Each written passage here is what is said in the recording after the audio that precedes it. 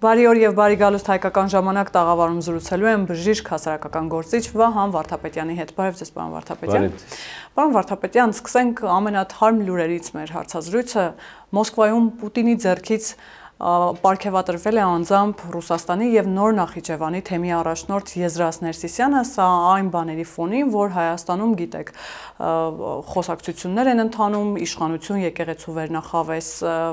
Չակերտավոր ասած հակամարտության շրջանակներում հայտարարություններ են արվում եւ վերջին հայտարարությունը վարչապետի այն էր, որ Եզրաս Ներսիսյանը KGB գործակալ է, ինչը շատ բուռն ընկալվեց եւ հիմա 2 շաբաթ հետո մենք տեսնում ենք անձամբ Պուտինի ձեռքից մեդալի է արժանանում, ինչպես հասկանալ այս ժեստը եւ արդյոք այստեղ նաեւ քաղաքական մեսիջ կա եւ եթե այո, ո՞րն է այդ մեսիջը։ Ճիշտ ասած, ինձ համար շատ զազրելի տեսարան էր, նողկալի։ Եվ կարծում եմ նույն զգացողությունը պետք է ունեցած լինի մեր հասարակության իր երկիրը, իր պետականությունը հարգող, անկախությունը, ինքնիշխանությունը հարգող յուրաքանչյուր քաղաքացի։ Ես չեմ հասկանում, ավելի ճիշտ լավ եմ հասկանում, մանավանդ այն ամենը, ինչ որ վերջի այս ընթացքում ժողովուրդը ականատես եղավ, հասարակությունը ականատես եղավ, եւ կարծես մի մրցավազք լինի, ով կարող է տիրոջը դրսի տիրոջը ծառայել։ Այդ զգացողությունն է իմ մեջ։ Եվ այդ մրցավազքում դուք պատկերացրեք, ինչքան մարդիկ կորցրեցին իրանց անգամ հեղինակության նշույլը, թեև այնքան էլ չունեին, բայց կորցրեցին անգամ այդ նշույլը։ Ես գիտեք կարող եմ հասկանալ բոլոր այն մարդկանց, ովքեր ներկա իրավիճակից դժգոհ են, քննադատում են, անգամ կարող են ամենավատ խոսքերով որևէ համակրանք չունենալ, հակակրել, արտահայտվել, բայց երբ որ բանը հասնում է արդեն սեփական պետականության դեմ պայքար, սա արդեն անհասկանալի մի երևույթ։ Սա այդ պայքարի տրամաբանության մեջ է։ Միանշանակ, տեսեք, մի եղբայրը ստացել էր դարձյալ նույն երկրի նույն տիրոջից մեդալ, շքանշան, Իհարկե այստեղ մի մեծ թռիչք ու առաջընթաց եղավ, որովհետև անձամբ նախագահի կողմից ստացավ, իսկ կարծեմ այն պարագայում դեսպանատանն էր պարգևը հանձնվե հայտնի դեսպանի Կոպիրկինի կողմից, սա կարծես թռիչք էր առաջընթաց։ Միգուցե Եզրաս Ներսիսյանի ծառայությունները մատուցած ավելի բարձր են այդ առումով։ Ճիշտ ասած, այդ ոլորտի չեմ տիրապետում, բայց մեր բարձրագույն իշխանությունը Եթե այդ կասկածը հայտնել է, նշանակում է տիրապետում է ինչ-որ տեղեկատվության, բայց իհարկե պետք չի ինչ-որ փաստերի տիրապետել, մենք կարող ենք նաև հեռահար այդ ցանկությունները, մղումները, դուք տեսեք, թե ում են ծառայել այս ընթացքում բռնակալ իշխանություններին, նոր եկած իշխանությունը իրենց համար խորթ է եղել։ Ես օրինակ ցավով եմ նկատել, որ միշտ մասնակից լինելով համաժողովրդական շարժմանը, հուզումներին եւ ոչ միայն իմ մեջ, այն ժամանակվա պայքարող քաղաքացիների մեջ, անգամ այդ մարտի 1-ի դեպքերից հետո, անկախ նրանից ով էր եկեղեցու գլուխ կանգնած, բոլորի մոտ կար այդ սպասողական վիճակը տեսնել իրենց հոգևոր առաջնորդին։ Եվ դա խոր հիասթափության մի առիթ դարձավ, երբ որ բացակայեց այդ օրը եկեղեցու առաջնորդը եւ ընդհանրապես ու տեսեք ինչպես էին ասում, չէ, ասում էին նույն քիմիան ունեն, հա, այդտեղ էլ իրանք կարծես նախկին իշխանությունները եւ հոգեվոր առաջնորդների այդ վերնախավը կարծես նույն քիմիան ունեն։ Ո՞րն է այդ կապը, պարոն Վարդապետյան, ինչու։ Եվ ինչ տեղի ունեցավ 18 թվականին, ինչու եկեղեցին այսպես։ Դուք գիտեք, ես նախ նորություն չեմ հայտնի, եթե ասեմ, որ 18 թվականին տեղի ունեցած փոփոխությունները, երբ իշխանության եկավ ժողովրդավարական ուժ, անկախ անձի ով լինելը,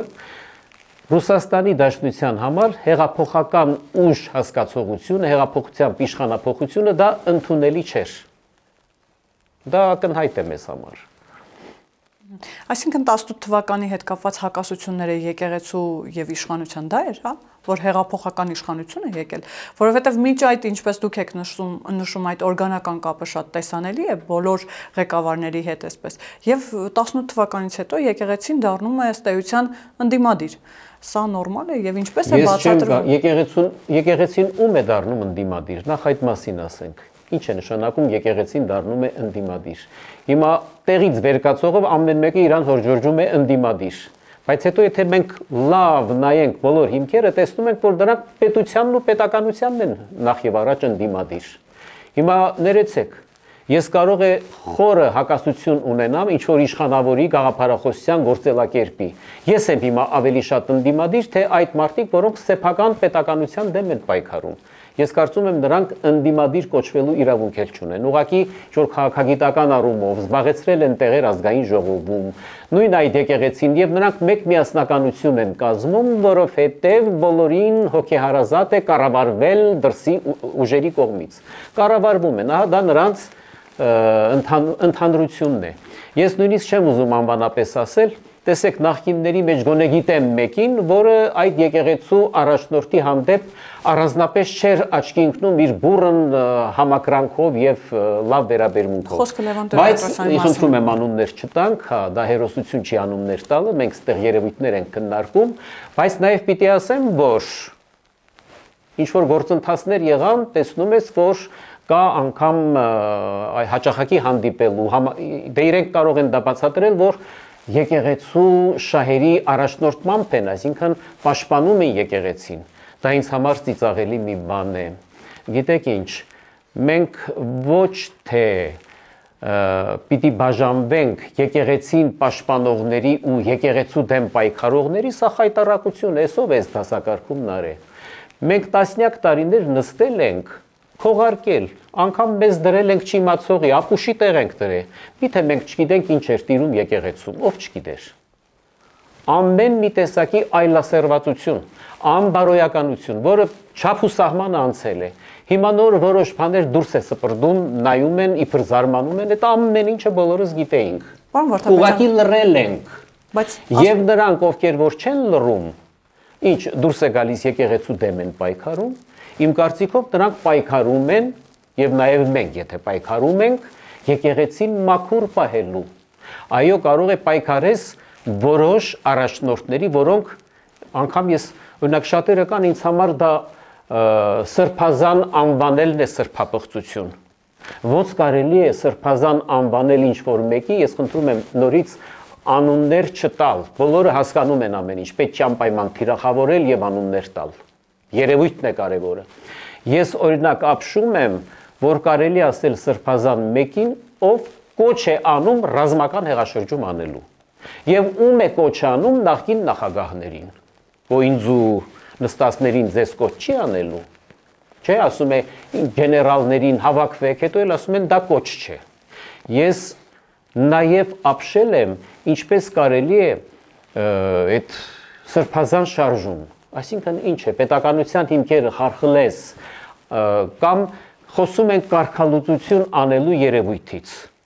Գիտեք ինչ կա, եթե սրբազանը, այսպես կոչված, նման կոչեր է արել, կամ ինչ-որ բան խախտել է, ուրեմն եկեղեցու գլուխը պարտավոր էր առաջինը նրանց կարգալույծ աներ, կարգալույծ տող աներ։ Իսկ ինչու չի անում ըստես։ Հիմա կարգալույծ են անում օրինակ Տեր Արամին,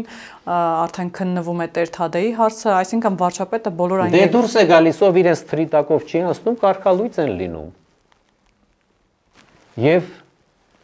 ես շատ հիմա պատասխանատու ձևով պիտի հայտարարեմ։ Կոնկրետ ինչ վերաբերում է ինձ համար անգամ տարօրինակ է նոր տեսնել այս պայքարը։ Այս պայքարը իմ մեջ անհաշտ ձևով միշտ մղվել է վաղուց ի վեր։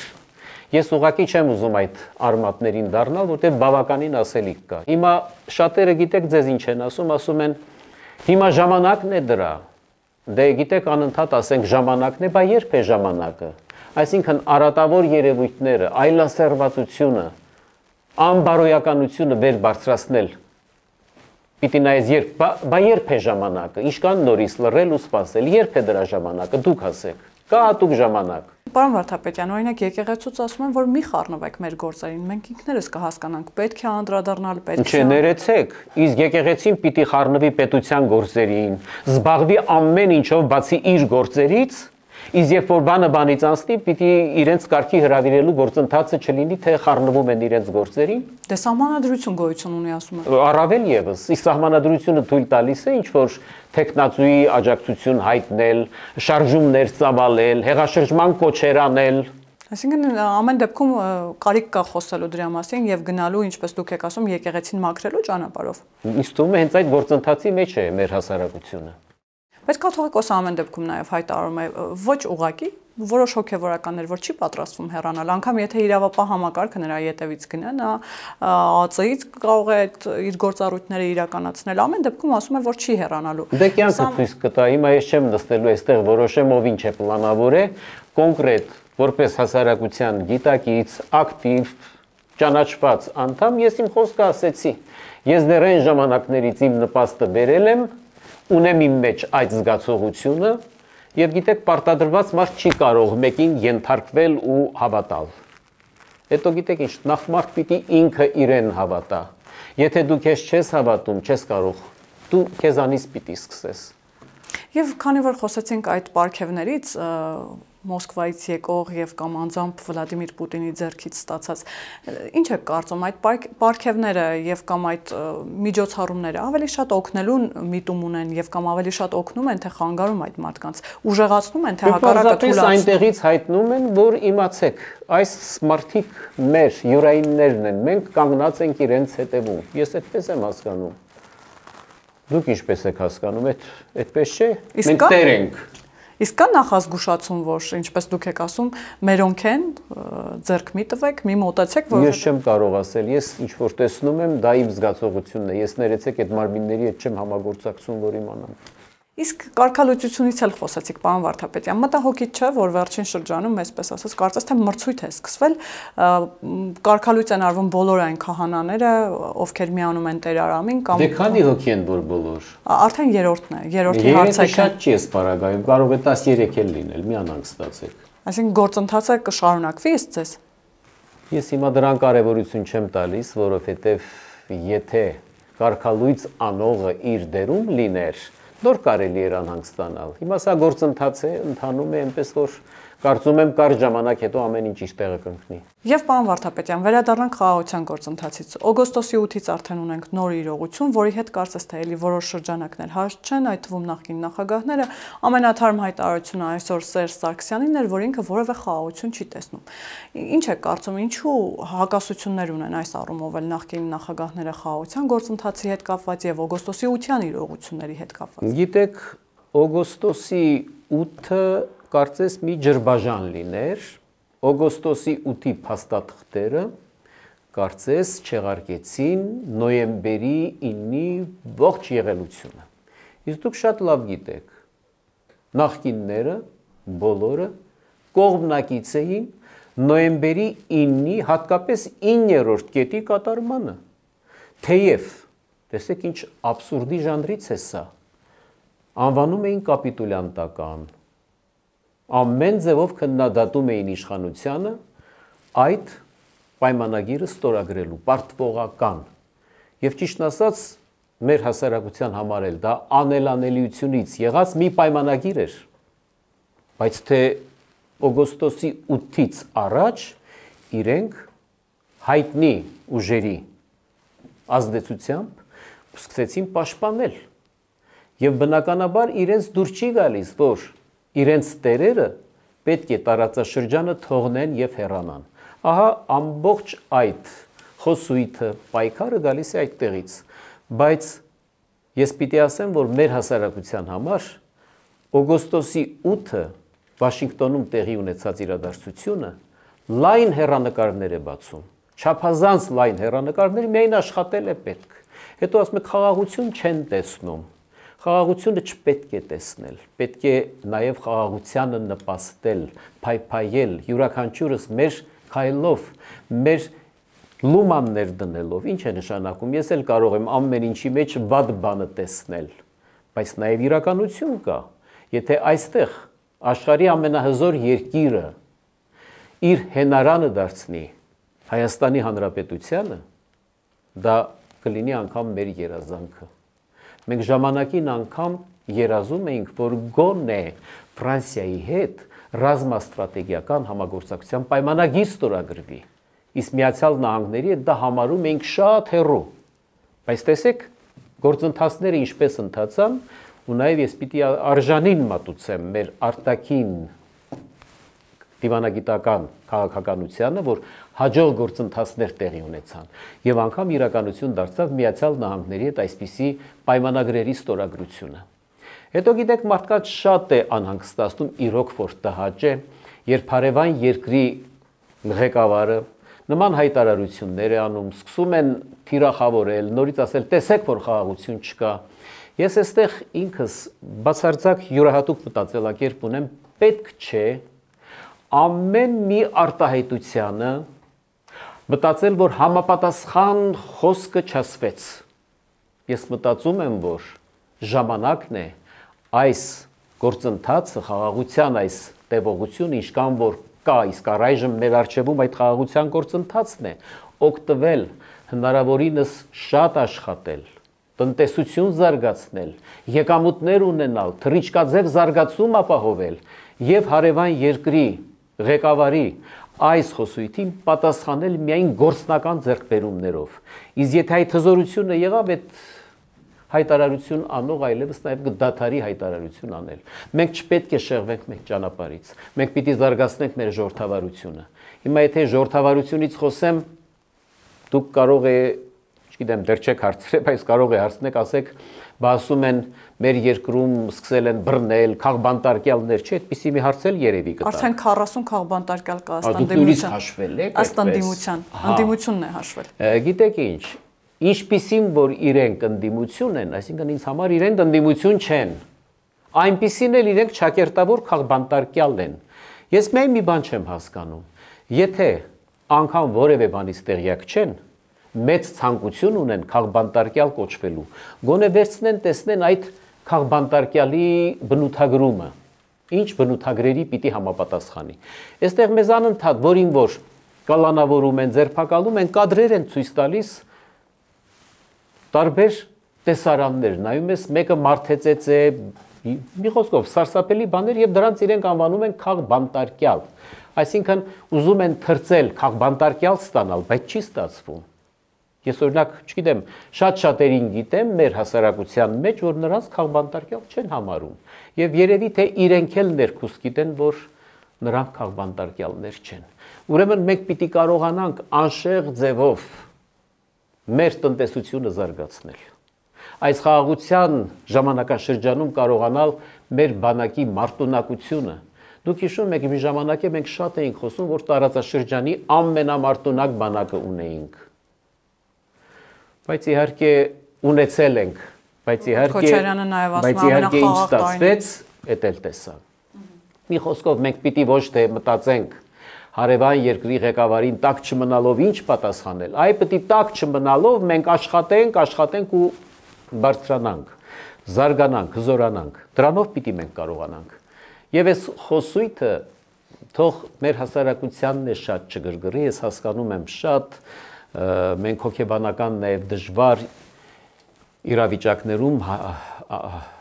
հայտնվեցինք, անգամ այս ամեն մի արտահայտությունը, այդ ամեն մի տերմինը, Սևանալճի փոխարեն Երևան, սրանք բոլորը հունից հանող, գրգռող, բայց պիտի մենք չտրվենք այդ էմոցիաներին։ Բացարձակապես, դուք տեսեք, նույն ղեկավարը, երբ որ գնում է Միացյալ Նահանգներ, մի հատ պահվածքը տեսեք ինչպիսին է, 180 աստիճանով փոխվում է։ Այսինքն մենք պիտի կարողանանք այնպիսի համագործակցություն ապահովել Արևմուտքի եւ հատկապես Միացյալ Նահանգների հետ, դառնալով ինչ ուզում եք ասեք, հենարանք ասեք, վստահելի ուժը կասեք, վստահելի երկիրը կասեք, եթե մենք կարողանանք դա ապահովել, ապա այդ խոսակցությունները բոլորը իջիկ կդառնան եւ որևէ վտանգ չենք ունենա։ Իսկ քանի դեռ մենք չենք գործելու, միայն պիտի զբաղվենք տարբեր պատասխաններ տալով, դա հարցի լուծում չէ։ Դուք բացասական խոսույթներից խոսեցիք, պարոն Վարդապետյան, եւ ասացիք, որ դրանց հանդեպ պիտի այդքան զգայուն չլինենք, բայց դրական երևույթներ էլ կան, օրինակ Ադրբեջանը վերացրել է տարածման այդ սահմանափակումները եւ արդեն ղազախական ցորենը, ինչպես նաեւ ռուսական ցորենը շուտով Ադրբեջանի տարածքով կհասնեն Հայաստան։ Հա, միայն ողջունելի է, բայց դժբախտաբար տեսեք, էլի կան ուժեր, դա էլ է վատ որակվում։ Ամեն ինչը վատ է իրենց աչքերին։ Ասում են, սա կախվածություն է Ադրբեջանից։ Ադրբեջանը մի օր կորոշի, որ այդ ցորենը չի հասնելու Հայաստան։ Այսինքն մենք միշտ էլ պիտի ձգտենք այլընտրանքային ճանապարհներ, փոխհարաբերություններ միշտ զարգացնել, ունենալ, չմնալ որևէ երկրին։ Դա ճիշտ էիք համարում, որ մեր ամբողջ էներգետիկան հենված էր միայն մի երկրի վրա։ Անդրադառնանք ներքին մի քանի քննադատությունների, պարոն Վարդապետյան, քաղբանտարկյալներից խոսեցինք ճակերտավոր։ Տեսեք, քաղբանտարկյալներից այսպես կարկառունը կարծես թե Սամվել Կարապետյանն է, ամենաշատը իր անունն են տալիս, մայրաթոռում գրեթե ամեն կիրակի այդպես պատարագի ժամանակ հիշում են Սամվել Կարապետյանին, աղոթում են, որպեսզի հնարավորինս շուտ ազատ արձակվի եւ այսպես շարունակ։ Նարեկ Կարապետյանը մեր ձևով շարժումը, որ ձևավորվել է եւ այսպես փորձում է հավակնել, ինչպես իրենք են ասում, գլխավոր ուժի հակակշիռ դառնալ եւ քաղաքացիական պայմանագրին ընդդիմություն դարձնել, մի շարք ուշագրավ հայտարարություններ է արել եւ նաեւ քննադատում է իշխող ուժին, մասնավորապես ասում է, որ սխալ ճանապարհով է գնում այս իշխանությունը կառուցելով դպրոցներ, ճանապարհներ, դա մեզ պետք չէ, պետք է կառուցել գործարաններ, պետք է զարգացնել տնտեսությունը եւ այսպես շարունակ։ Նախ ընդհանուր առմամբ ինչ եք կարծում, իսկապես մեր ձևով ուժը այն այլընտրանքն է, որի մասին իրենք խոսում են եւ ինչպես ասում են, գալու են եւ հակակշիռ դառնան քաղաքացիական պայմանագրին։ Եվ ինչի մասին են այս քննադատությունները, իսկապես մեզ դպրոցներ եւ ճանապարհներ պետք չեն։ Ես ճիշտ ասած ինձ չեմ հարգի, եթե փնտրեմ քաղաքագիտություն, քաղաքականություն այնտեղ, որտեղ որ իսպառ դա գոյություն չունի։ Եվ չեմ պատրաստվում նաեւ ինչ որ խոսակցություններ, ճակերտավոր այսպես ասած քաղաքական վերլուծություններ քննարկել, որոնք ինձ համար ի սկզբանե անհետեթություններ են։ Եվ չեմ կարող ես իրենց մեջ տեսնել հակակշիռներ, թող ներող լինեն, բայց դա իմ վերաբերմունքն է։ Ես այստեղ քննարկելու որևէ նյութ ինձ համար չեմ տեսնում։ Ներող կլինեք։ Պարոն Վարդապետյան, շատ է խոսվում նաև հիբրիդային պատերազմի մասին վերջին շրջանում, գիտեք, այդ մասին անձամբ ամենատարբեր պաշտոնյաներ են հայտարարում, եւ քանի որ գիտենք նախընտրական շրջան է արդեն հիբրիդային պատերազմի առումով արդեն կարծես թե ավելի ակտիվացել են բոլոր այն ուժերը, որոնք հիբրիդային պատերազմ են վարում Հայաստանի Հանրապետության դեմ։ Մեր հանրությունը, հասարակությունը ինչպես պիտի կողմնորոշվի, ինչպես պիտի թացը չորից ժողովրդական լեզվով ասած տարբերակի եւ ինչպես պիտի ինչ հաշվի առնելով պիտի գնա ընտրազանգված, ինչ ընտրություն պիտի կատարի եւ արդյոք կա այդ ընկալումը, թե ինչի եւ ինչի մեջ պետք է ընտրի, այսինքն այդ տարբերությունը ո՞րն է։ Հերմին է, տեսեք, մեր հասարակությունը պետք է արդեն բավականին փորձառություն ունի եւ ինչքան էլ մենք ուզենանք խորհուրդներ տալ, երբեմն նաեւ այսպես ասած քարոզներ, դասեր, դա ճիշտ չի։ Ես միշտ համոզվում եմ հասարակության մի ստվար զանգված իր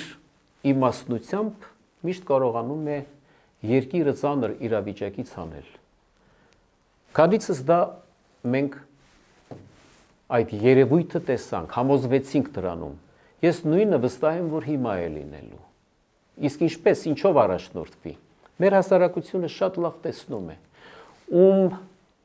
դարերով, տասնամյակներով համարել էր եղբայրական, ավագ եղբայր, դաշնակից, ռազմաստրատեգիական, տեսան, որ այդ բոլորը իջիկ դարձավ, ջրվեց։ Եվ ինչ տեսավ։ Այն պետությունը, որին համարում էր ավագ եղբայր եւ իր հույսը կապում էր, անգամ տարածքային ամբողջականություն, սահմանների անձեռնմխելիություն։ Դուք հիշեք դեպքերը 22 թվականի, երբ արդեն ջերմուկ, Վարդենիս դիմում էին հապկին, ոչ հապկի կողմից, ոչ Ռուսաստանի Դաշնության կողմից որևէ արձագանք, անգամ կասկած էին հայտնում, թե Հայաստանի սահմաններն են, թե Ադրբեջանի, այսինքն նույնիսկ այդ սահմանների հետ կապված իրենք հարցական դրսևորում ցուցաբերեցին։ Իսկ քանի անգամ Հայաստանը կարողացավ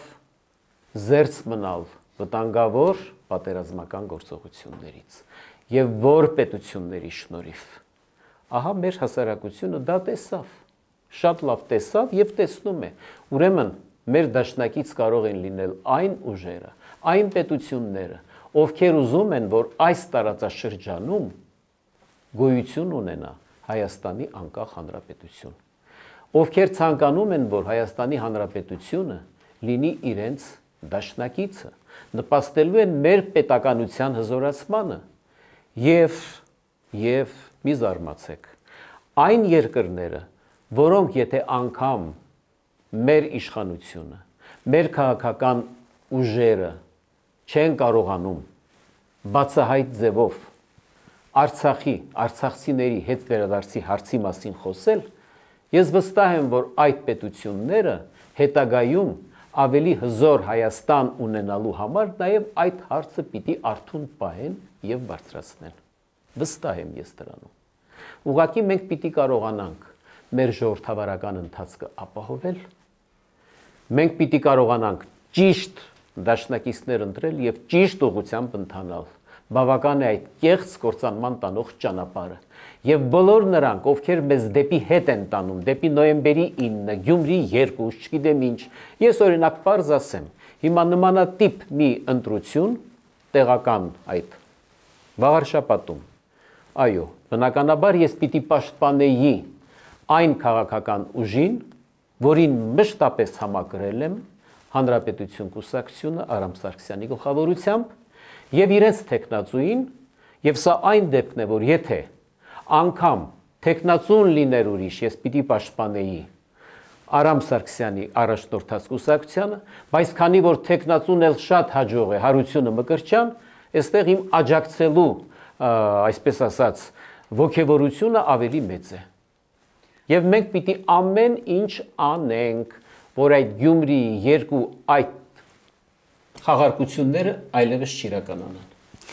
Պարոն Վարդապետյան, քանի որ խոսեցինք բարբերաբար խաղաղությունից, դուք էլ դրան անդրադարձանք, տեսեք, տարօրինակ չէ, որ օգոստոսի 8-ից հետո ամեն դեպքում հայտնվել են մարդիկ, քաղաքական ուժեր, ուզում եք անվանենք խորհրդարանական ընդդիմությունը, որոնք թշնամացել են այս խաղաղության հետ, ամեն դեպքում փորձում են ապացուցել եւ ժողովրդի մի զանգվածի այսպես ներկայացնել, որ մեզանից գողանում են մեր ազգային ինքնությունը, մեզանից հանում են այդ պայքարելու ունակությունը, մենք պիտի պայքարենք։ Հա, իրենք ճիշտ են, որովհետեւ օգոստոսի 8-ով իրենք կորցնում են իրենց պիտանելիությունը եւ ճիշտ ասած իրենք նոկաուտի մեջ են, շփոթված են։ Բնական է ռեակցիան։ Իսկ մենք, այսինքն դա ազգային ինքնության, ինչպես իրենք են նշում, ազգային ինքնության մաս է, պայքարելը, մաքարելը, պարբերաբար կռիվների գնալ, ինչու այս մարդիկ փորձում են։ Ես կարծում եմ, որ ազգային ինքնության մաս, բաղկացուցիչ մաս պետք է լինի անընդհատ առաջ նայել, զարգանալ, ոչ թե պայքարել ու մաքարել։ Եվ գիտեք ինչ, մի քիչ եթե փոխաբերական իմաստով նայենք, ապրելն էլ պայքարել է։ Իսկ ինչի են իրանք զոհվելն ու մեռնելը համարում պայքարի արդյունք։ Պայքարի արդյունքը պիտի լինի առաջընթացը, զարգացումը։ Ես այդպես եմ պատկերացնում։ Իսկ հայը եւ հայի տեսակը ավելի շատ խաղաղարար է, թե հակառակը, ինչպես այդ մարդիկ նաեւ փորձում են երբեմն ապացուցել ու նաեւ փորձում են։ Գիտեք, հիմա ամեն մեկը իրեն է պատկերացնում հայի նախատիպը, հայի բնութագրական կերպարը։ Իմ ճանաչած հայերը շատ խաղաղասեր են, որտեվ ես ինքս էլ խաղաղասեր եմ։ Եվ ամեն դեպքում, պարոն Վարդապետյան, շատ պարզ կարող է թվալ հարցս։ Ինչ է տալու մեզ խաղաղությունը, որ այս 30 տարիների ընթացքում չենք Մերմինե ջան, խաղաղությունը մեզ ամեն ինչ է տալու։ Մենք ունենք տաղանդավոր աշխատասեր ժողովուրդ, եւ եթե խաղաղությունը լինի տևական, դուք կտեսնեք մեր երկիրը դրախտավայր է իրոք դառնալու, ոչ թե բանաստեղծական տողերով, այլ իրոք դրախտավայր։ Բայց այս ամբողջ ընթացքում արհեստական այդ պատերազմական պայքարի, տեսեք, անգամ մենք ապրել ենք մի ժամանակաշրջան, երբ մեզ ասել են ինչ հարցեր պիտի բարձրացնել, մեր կենսական հարցերի շուրջ ով պիտի մեր փոխարեն բանակցի, երբ որ արդեն մենք ենք սկսում բանակցել, այսպես կոչված ավակ եղբայրը շփոթմունքի մեջ է, վատ է ընկալում։ Բայց որքան էլ մենք վատ բանակցենք, դա մեր օգտին ավելին է, քան մեր փոխարեն ուրիշը բանակցի։ Մենք պիտի այս բոլոր իրողությունները հաշվի առնենք։ Եվ ես ցավով պիտի ասեմ, ընդամենը միայն վերջերս մենք սկսել ենք անկախ արտաքին քաղաքականություն վարել։ Մինչև այդ դուք հիշեք մեր քվեարկությունները, ասում էին համաձայնեցնում էին, հիմա համաձայնեցնում էին, թե թելադրվում էր։ Իսկ հիմա ես դա ակնհայտ տեսնում եմ։ Կարող է ինչ-որ բաներ, վրիպումներ լինի, բայց ես վստահ եմ, որ դա արվում է մեր պետականության շահերը հաշվի առնելով։ Անկախ քաղաքականություն է արտաքին։ Պարոն Վարդապետյան, Եվ եթե այդ անկախ քաղաքականությունը չլիներ, մենք չէինք հասնի օգոստոսի 8-ի հանգրվանին, այդ պայմանագրերի ստորագրությանը։ Միայն ԱՄՆ-ի հետ այդ երկու պայմանագրերը, չեմ ասում անգամ այն եռակողմը, ԱՄՆ-ի հետ այդ պայմանագրերը, իսկ դուք հիշում եք ինչ էին ասում։ Նույն այդ ձեր կողմից ընդդիմադիր կամ իրենց ընդդիմադիր հաջորդող ուժերը ասում էին Բայդենից հետո չեղարկվելու են այդ, բայց չեն հասկանում, որ Միացյալ Նահանգները մի պետություն է, որ շատ հաճախ անձերով չի որոշվում, կա շարունակականություն, կան ավանդույթներ եւ ամիջապես դեռ նոր ընտրված նախագահ Թրամփը անհանգստություն հայտնեց, որ շահագրգռված է Հայաստանի հետ համագործակցություն այդ պայմանագրերի ստորագրումը։ Եվ այդ պայմանագրերը ինչին են վերաբերում։ Դուք պատկերացրեք, եթե այդ կիսահաղորդիչների, արհեստական բանականության, տեխնոլոգիական զարգացումներ եւ այլն, այդ ամեն ինչի թեկուզ 50-60%-ն էլ իրականություն դառնա, մենք իրոք կլինենք տարածաշրջանի ամենազարգացած երկրներից մեկը։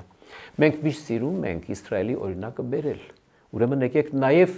այդ օրինակը թող մեզ համար ծառայի, որ մեզանից ավելի փոքր տարածք ունեցող երկիրը 21000 քառակուսի կիլոմետր, ինչպես գերիշխող դեր կարող է ունենալ, քանզի ունի այնպիսի դաշնակից զոր, ինչպիսին Միացյալ Նահանգներն է։ Ուրեմն ես կերազեմ այն օրը, երբ իմ պետությունը նույնպես ունենա այդպիսի հզոր դաշնակից եւ զարգացնի իր գիտությունը, իր տեխնոլոգիաները, իր մշակույթը։ Ես այսօր գրեթե մշակույթից ոչինչ չասեցի։ Մենք կարող ենք մեր մշակույթով, մեր մշակույթի հաջողություններով նույնպես մեծ արդյունքներ գրանցել մեր պետության համար։ Եվ Վազգեն Սարգսյանն ասում էր, որ 21-րդ դարը պիտի մերը լինի։ Ինչ եք կարծում, առաջին քառորդում 21-րդ դարի, երբ արդեն առաջին քառորդը անցել ենք, կարելի ասել, 21-րդ դարը արդյոք եղել է մերը եւ արդյոք կան այդ նշույլները, որ այո, իսկապես մերն է լինել։ Գիտեք, ես Վազգեն Սարգսյանին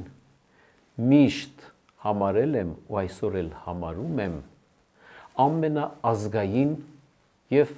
պետականության համար ամենամեծ ներդրում ունեցող պետական քաղաքական գործիչը։ Եվ երբ որ նաև նայում ես Վազգեն Սարգսյան գրողին, դու տեսնում ես նրա յուրաքանչյուր միտք դարձել է խիստ արդիական նաև այսօրվա համար։ Չեմ ուզում այդ մեջբերումներն անել, բայց միայն Մեղրիի մասին Վազգենի ասածները արդեն հերիք է։ Ուրեմն Վազգենը ինչ հեռատես է եղել։ Հեռատես նաև գրող, քաղաքական գործիչ, մտքի մարդ։ Եվ եթե Վազգենը ասել է 21-րդ դարը մերը պիտի լինի ու խաթարվել է այդ ընթացքը, ուրեմն մենք պիտի անպայման մեզանից հասնող ամեն ինչ անենք, որ ձգտենք այդ 21-րդ դարը մերը լինելուն եւ ասենք, որ Վազգենին մենք իրականություն դարձրեցինք իր ասած այդ խոսքը։ Շնորհակալ եմ, պարոն Վարդապետյան։ Ես եմ շնորհակալ։ Հիշեցնեմ, որ տաղավարում զրուցում էի բժիշկ, հասարակական գործիչ Վահան Վարդապետյանի հետ, կհանդիպենք։